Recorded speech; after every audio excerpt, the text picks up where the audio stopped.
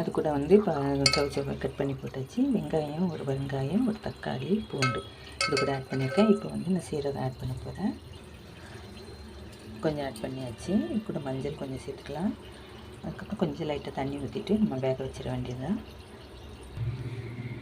காய் பருப்புக்கு ஏற்ற மாதிரி கொஞ்சமாக தண்ணி ஊற்றினா போதும், நிறைய ஊற்றக்கூடாது. இப்போ வந்து நம்ம வேக வச்சிடலாம். அடுப்பில் வச்சுட்டு ஸ்டவ் ஆன் பண்ணிடுவோம்.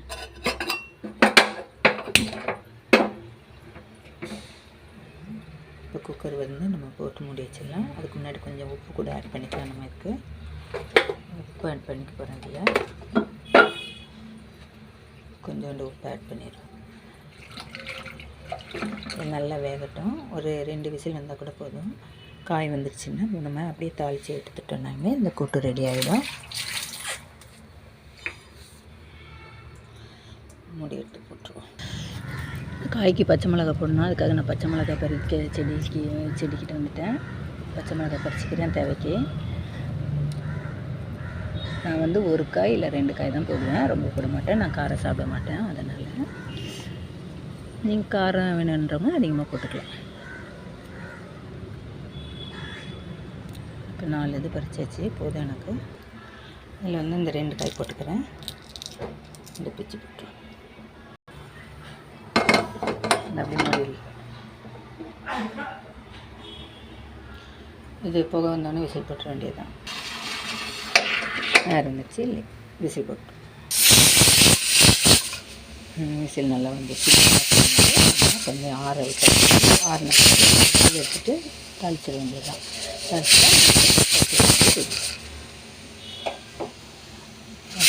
காரக்குழம்பு சேர்த்து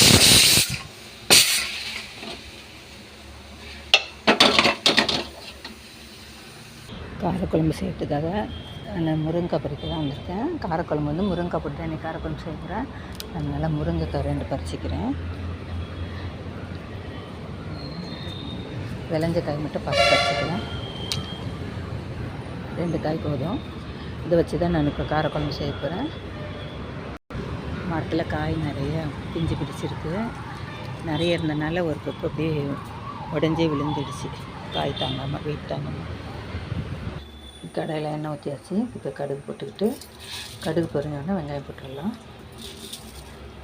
கடுகு கொஞ்சம் வெந்தயம் போட்டுக்கணும். காரக்குழம்பு சேர்த்துக்கு எப்பவுமே கொஞ்சம் வெந்தயம் ஆட் பண்ணால் நல்லது. இப்போ வெங்காயம் ஆட் பண்ணிக்கலாம். வெங்காயம் போட்டு கொஞ்சம் வதங்கிட்டே போட்டுக்கலாம். வெங்காயம் போட்டு வதங்கின பிறகு நம்ம முருங்காவை கட் பண்ணி போட்டுக்கலாம். அதுக்கு மேலே முருங்காய் வந்து வாஷ் பண்ணி வச்சுருக்கோம். இதை வந்து கட் பண்ணிக்கலாம். நம்ம வீட்டு முருங்காய் வந்தால் கூட நம்ம வாஷ் பண்ணி தான் போடணும். ஏன்னா தூசிலாம் நிறைய படிஞ்சிருக்கும்.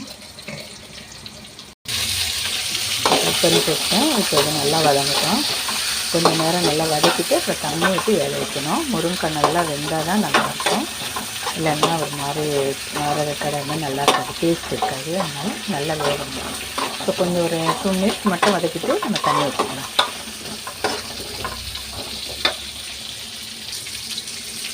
தண்ணி கொஞ்சம் ஊற்றினோம். இது வந்து தண்ணி முருங்கைக்காய் வேகத்துக்காகவே ஊற்றுறேன். அதனால் ரொம்ப ஊற்ற மாட்டேன். கொஞ்சம் முருங்கைக்காய் வேகட்டும்னு விட்டுருவோம். நம்ம மூடி போட்டு கூட வச்சுக்கலாம். முருங்கைக்காய் வெந்துருக்கு. இதில் ஒரு அவரைக்காயும் பூண்டும் கொஞ்சம் போடுறேன். அவரைக்காய் ஒன்று இருந்தது, அதனால் அப்படியே சேர்த்துக்கிறேன். கூட பூண்டு ஆட் பண்ணிக்கலாம். இப்போ வந்து நம்ம முருங்கைக்காய் வந்து பாதி வந்து இதில் நிலையில் இருக்குது. நம்ம இப்போ அது கூட வந்து கொஞ்சம் வேகட்டும்னு இருக்கட்டும். கொஞ்சம் வெந்த பிறகு நம்ம தக்காளி ஆட் பண்ணிப்போம். தக்காளி 2 தக்காளி எடுத்துருக்கு. இதை 2 வாஷ் பண்ணியாச்சு. இப்போ கட் பண்ணிக்கிறேன். கட் பண்ணிவிட்டு நம்ம அதில் போட்டுப்போம். அதில் சேர்த்துக்கலாம். முருங்கைக்காய் கொஞ்சம் வெந்துடுச்சான்ட்டு கொஞ்சம் குத்தி பார்த்துக்கலாம். இந்த கத்தி வச்சு தான் நான் குத்தி பார்க்குறேன். இது கத்தி ஈஸியாக இறங்கிச்சுன்னா அது ஓரளவுக்கு வெந்திருக்குன்னு அர்த்தம். இந்த நல்லா இறங்கிச்சு, நல்லா வெந்திருக்கு. இப்போ நம்ம தக்காளி ஆட் பண்ணிப்போம். அது கூட 2 தக்காளி ஆட் பண்ணியாச்சு. இது கொஞ்சம் வதங்கட்டும். இப்போ இந்த ஸ்டேஜில் நான் உப்பு ஆட் பண்ணி போகிறேன்.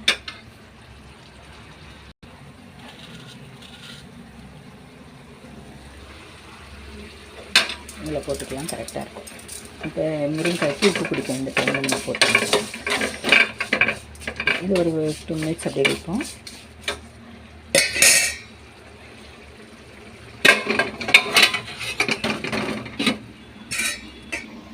அது வேகிற டைம் நான் இங்கே பால் கொழுக்கட்டைக்கு வேறு ரெடி பண்ணிட்டுருக்கேன். பால் கொழுக்கட்டை வந்து காலையில் இடியாப்பம் பண்ணால் அந்த மாவு மீதம் இருக்குது. அந்த மாவை பால் கொழுக்கட்டை செய்கிறதுக்காக பாதி வந்து உருண்டை இந்த மாதிரி பால் மாதிரி பிடிச்சி வச்சு இதை வேக வச்சுருந்தோம்.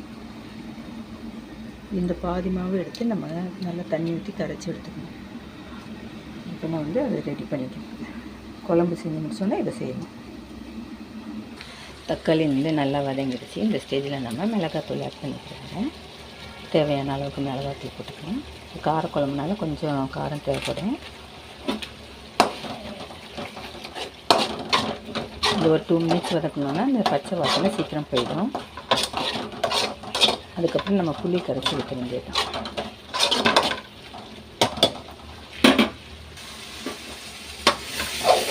மிளகாத்தூள் வதங்கிடுச்சு நல்லா. இப்போ வந்து இந்த காரக்குழம்புக்கு தேவையான புளி வந்து கரைச்சி எடுத்துருக்கேன். இது வந்து அப்படியே ஊற்றிக்கலாம்.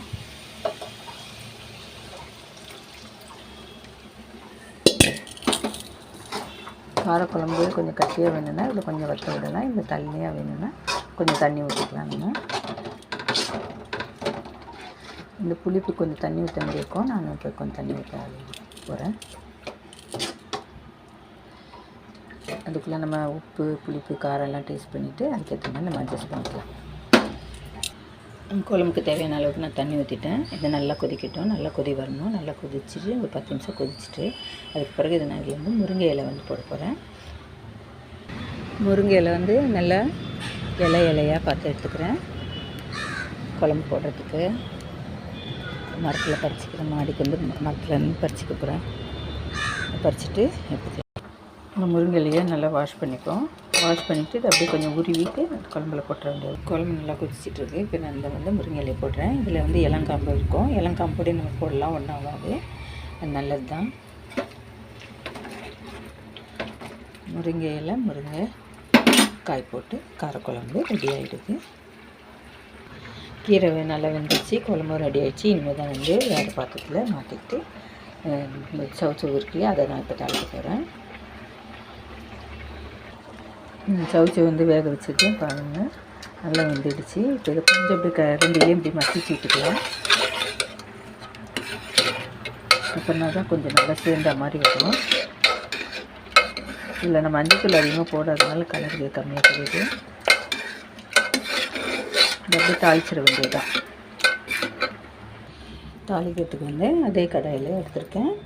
எண்ணெய் ஊற்றியாச்சு. கடுகு போட்டுட்டு வெங்காயம் கட் பண்ணி போட்டுருக்கேன். வெங்காயத்தை வதக்கிடுவோம். இப்போ வந்து நம்ம இந்த காஞ்ச மிளகாய் ஆட் பண்ண போகிறோம். இதுவும் வந்து வீட்டு தோட்டத்தில் உள்ள காஞ்ச மிளகாய் தான். அப்புறம் கருவேப்பிலை இதுவும் தோட்டத்தில் உள்ளது. ரெண்டுத்தையும் போட்டு தாளிச்சிடுவோம். தாளிச்சிட்டு நம்ம இதில் ஊற்றிட வேண்டியதுதான்.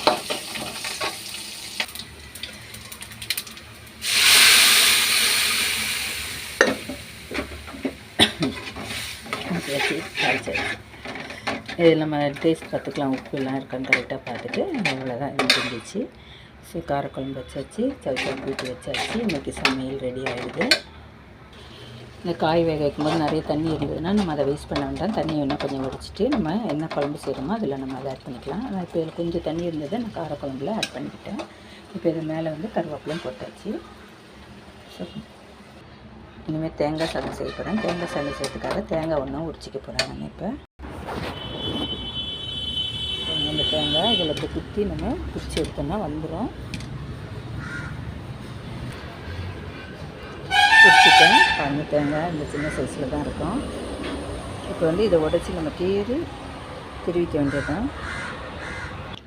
தேங்காய் சாதம் பண்ணுறதுக்காக இந்த கடாய் எடுத்துட்டேன்.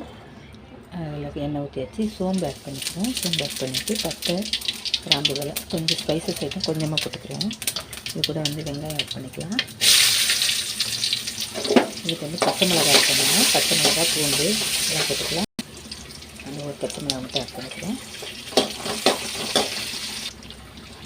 பூண்டு வந்து கொஞ்சம் பல்கெல்லாம் வெட்டிவிட்டேன். இதை ஆட் பண்ணிக்கிறேன். இப்போ கருவேப்பிலை ஆட் பண்ணிட்டு இப்போ கடலைப்பருப்பு ஆட் பண்ணிக்கணும். இது கொஞ்சம் நல்லா வதங்கட்டும். கடலைப்பருப்பு கொஞ்சம் பொரிஞ்சு வரட்டும்.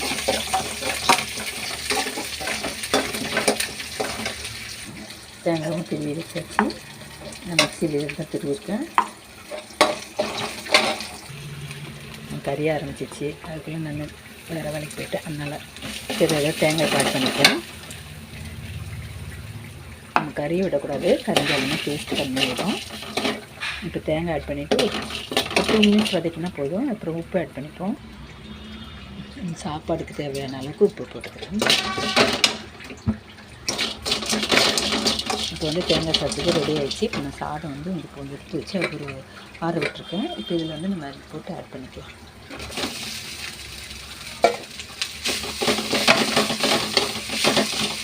தேங்காய் சாதம் செய்கிறது ரொம்ப ஈஸி, சிம்பிளானது. பசங்க ஸ்கூல் இது சாப்பாடு கொடுத்துட்டு கொஞ்சம் ஈஸியாக இருக்கும். கிட்ஸ் அவங்களுக்கு சாப்பாடு கொடுக்குறதுக்கு இந்த மாதிரி மெத்தடு ஈஸியானதாக இருக்கும். இதுக்கு சைட் டிஷ் பார்த்திங்கன்னா உருளைக்கிழங்கு ஒன்று நான் ஃப்ரை பண்ணி வைக்க போகிறேன். அவ்வளோதான் இன்றைக்கி சமையல். இதுக்கப்புறம் பால் கொழுக்கட்டை செய்யணும். இதுதான் என்னுடைய இப்போ கிச்சன் ஒர்க்கு.